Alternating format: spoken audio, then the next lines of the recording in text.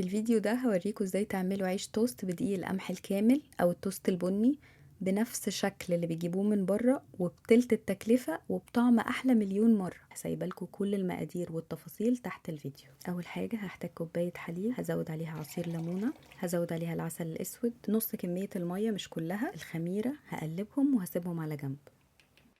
هبتدي بقى انزل الدقيق، هزود عليه البيضة، الكاكاو، وهبتدي ازود خليط الخميرة اللي انا عملته. هشغل العجان وابتدي ازود المية بالتدريج لحد ما العجينة تلم معايا. بعد كده هزود الملح، ابتدي اعجن وازود الزبدة بالتدريج. هعجن لمدة 10 دقايق. هغطي العجينة كويس وهسيبها تتخمر ساعة ونص. اول ما العجينة تتخمر كده هخرج منها الهواء. هقسم العجينة ل9 قطع، وزن كل واحدة منهم 180 جرام.